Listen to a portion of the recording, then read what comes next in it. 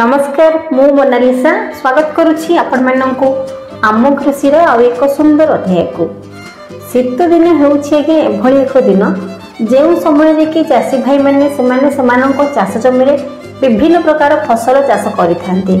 किछि चाषी भाई माने पनिपरिबा चाष कला बेले आउ किछि चाषी भाई माने मुग बिरि चाष करिथांती एवं आउ किछि चाषी भाई माने सेमानक जमी रे खराटिया धान चाष करिथांती। शीत दिन साधारणतः तापमात्रा टिके कम थिबारु मंजी जर्मिनेशन हबारे टिके लेट होई थाए।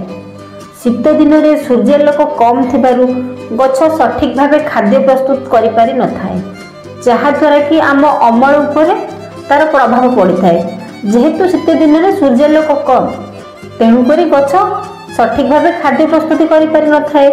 तबे आजिरे भिडियो रे हमें आलोचना करिबा आम जमी रे शीत दिन में आम कि प्रकार जैविक सार प्रयोग करिबा जहा द्वारा आम अमल दुई गुण होई परिबो।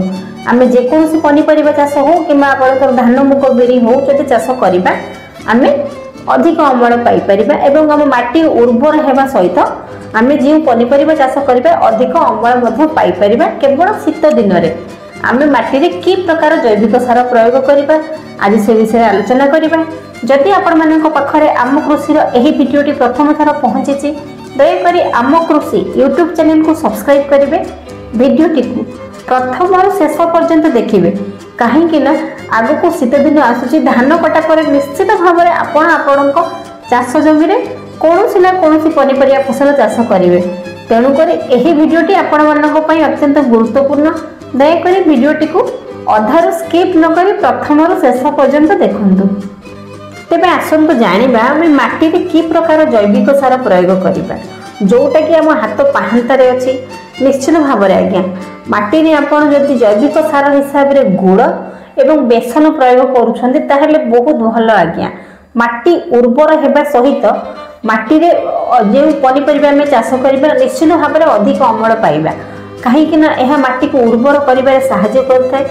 एवं आउ गोटे मुख्य काम होउची जो सार आम धान चाष करला बेले आम जमी रे पकईथिबा गछ तो सब सार ग्रहण कर नथिबो, गछ किछि सार ग्रहण करथिबो एवं आउ किछि सार जोटा कि माटी रे फिक्स हो जाइथिबो।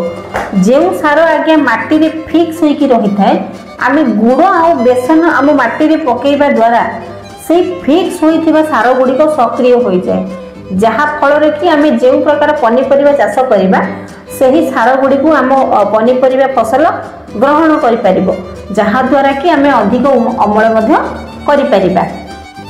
एही गुड़ आउ बेसन आपण खूब कम पैसा रे मार्केट रे पाई जिबे। गुड़ केजी साधारणतः 40 रु 50 टंका होइथिला बेले बेसन आपणकर 100 रु 150 टंका भितर केजी आपणकर पड़िबो। यदि एकर पिछा आपण 300 टंका खर्च करूछन्ती आगे ताहले निश्चित भाव में आपणक माटी उर्वर हेबा सहित आपण शीत दिन रे जेकोसी पनिपरिबा चाष करतु निहाती भाव में अधिक रु अधिक उत्पादन करि परिबे। गुड़ रे आगे विभिन्न प्रकार खाद्य सार भरपूर मात्रा रे रहिछि। गुड़ को माटी रे प्रयोग करिबा द्वारा आम माटी रे उपकारी जीवाणु मानक संख्या वृद्धि होइताय। जदि आम माटी रे उपकारी जीवाणु मानक संख्या वृद्धि हुए निश्चित भाव में माटी उर्वर हेबा सहित माटी रे आम जेकोसी पनिपरिया फसल चाष करिबा निश्चित भाव में अधिक अमल पाई परिबा। जदि आपणक हाथ पाहांतरे गुड़ आउ बेसन अछि शीत दिन रे आपण निश्चित भाव में अधिक अमल करि परिबे। तबे चलंतु जानिबा किभଳି भाबरे एहाको प्रस्तुत करिबा एवं आम चाष जमी रे एहार प्रयोग करिबा। चलंतु आमे किभଳି भाबरे एहाको प्रस्तुत करिबा कथा हबा। जदि आमे गोटे एकर पई प्रस्तुत करिबा ताहले आपनको आवश्यक पड़िबो 3 केजी गुड़ एवं 1 केजी बेसन। एहार एक मिश्रण प्रस्तुत करिबे 150 लिटर पानी आपनको आवश्यक पड़िबो। एहाको भलो भाबे गोटे मिश्रण प्रस्तुत करिबे एवं एक छाई स्थान रे 7 दिन जाए एहाको रखि देबे एवं मझिरे सकाळ एवं संध्या बेले सही मिश्रण को आपण घांटी दउथिबे बाड़ी सहायता रे घांटी दउथिबे। ठीक 7 दिन पर आगे आपनकर प्रस्तुत हो जाइथिबो जैविक सार, जहा द्वारा आपण माटी रे प्रयोग करि परिबे एवं शीत दिन रे ଆପଣ ଅଧିକରୁ ଅଧିକ ଅମଳ ମଧ୍ୟ କରିପାରିବେ। ଯଦି ମୁଗ କରୁଛନ୍ତି ଆପଣ ସେଇଟାକୁ ପ୍ରୟୋଗ କରିପାରିବେ, ଧାନ କରୁଛନ୍ତି ପ୍ରୟୋଗ କରିପାରିବେ, ପନିପରିବା ଚାଷ କରୁଛନ୍ତି ଏହି ଗୁଡ଼ ଆଉ ବେସନର ମିଶ୍ରଣକୁ ପ୍ରୟୋଗ କରିପାରିବେ। ଏହାଦ୍ୱାରା ମାଟି ଆମର ଉର୍ବର ହେବା ସହିତ ମାଟିରେ ଉପକାରୀ ଜୀବାଣୁମାନଙ୍କ ସଂଖ୍ୟା ଆଜ୍ଞା ବୃଦ୍ଧି ପାଇଥାଏ। ଆପଣଙ୍କୁ କିଛି ରାସାୟନିକ ସାର ପ୍ରୟୋଗ କରିବା ପାଇଁ ପଡ଼ିବ ନାହିଁ। ଯଦି ଆପଣ ଗୁଡ଼ ଆଉ ବେସନର ମିଶ୍ରଣ ପ୍ରସ୍ତୁତ କରି ଆପଣଙ୍କ ଚାଷ ଜମିରେ ପ୍ରୟୋଗ କରୁଛନ୍ତି, ନିଶ୍ଚିତ ଭାବରେ ଆପଣ ଶୀତ ଦିନିଆ ଫସଲରେ ଅଧିକରୁ ଅଧିକ ଅମଳ କରିପାରିବେ। ଯଦି ଗୁଡ଼ ଆଉ ବେସନର ମିଶ୍ରଣ ଆପଣ ଆପଣଙ୍କ ଚାଷ ଜମିରେ ପ୍ରୟୋଗ କରୁଛନ୍ତି। ଆଶା କରୁଛି ଛୋଟ ଭିଡ଼ିଓଟି ନିଶ୍ଚିତ ଭାବରେ ଆପଣଙ୍କୁ ଭଲ ଲାଗିଥିବ।